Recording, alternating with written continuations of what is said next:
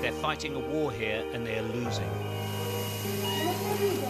The sheer numbers of people succumbing to the coronavirus is overwhelming every hospital in northern Italy. The staff are working flat out, trying to keep these people from deteriorating further.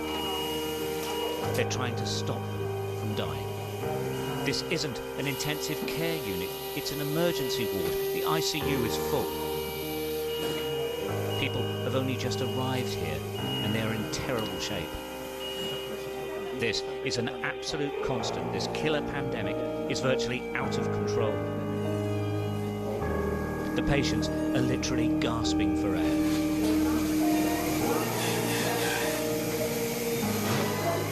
The plastic bubbles the staff struggle to communicate through attempt to equalise the air pressure in the lungs.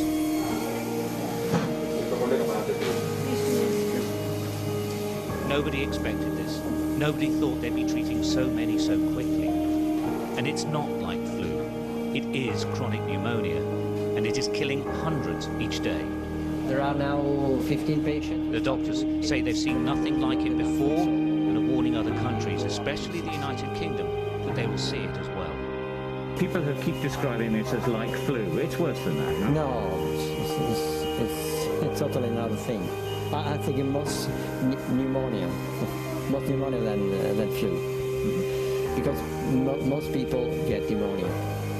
And as I said before, it's a very severe pneumonia, and so it's a massive strength for every health system, because we see every day 50 to 60 patients who come to our emergency department with pneumonia, and most of them are so severe they need very high FiO2 or oxygen, and so we have to reorganize our emergency room and our hospital in 3 levels of intensity, as you saw. This is the main hospital in Bergamo, in Lombardy province. It's one of the most advanced hospitals in Europe. But it's the most hard hit of all the hospitals in Italy. The town is the centre of the epidemic here.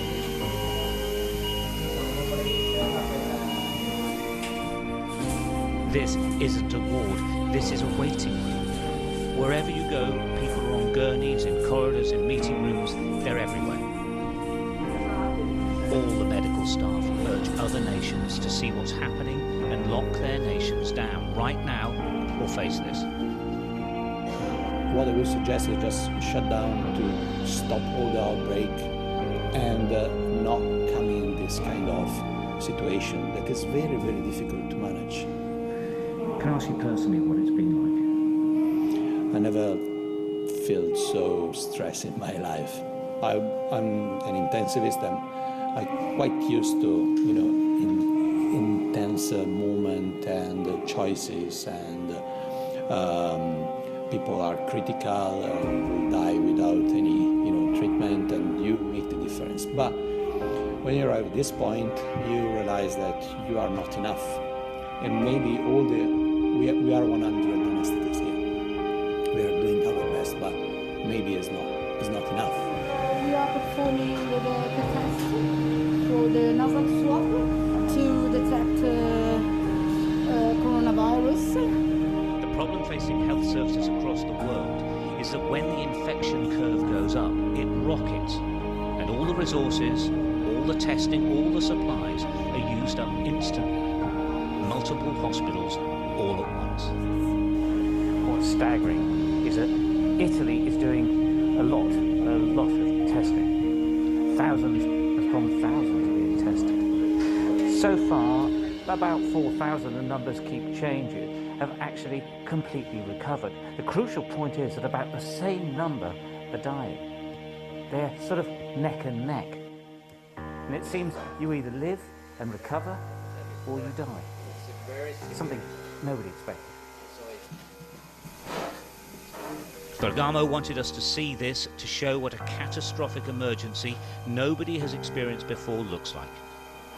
Here they're calling it the apocalypse, and this is what it looks like.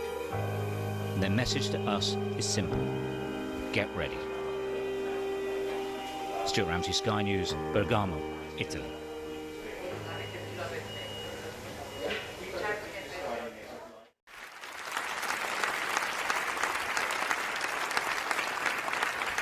When I was a kid, the disaster we worried about most was a nuclear war.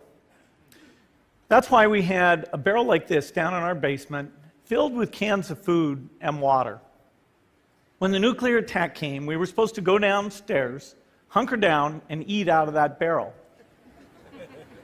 Today, the greatest risk of global catastrophe doesn't look like this. Instead, it looks like this. If anything kills over 10 million people in the next few decades, it's most likely to be a highly infectious virus rather than a war. Not missiles, but microbes. In fact, let's look at a model of a virus spread through the air like the Spanish flu back in 1918. So here's what would happen.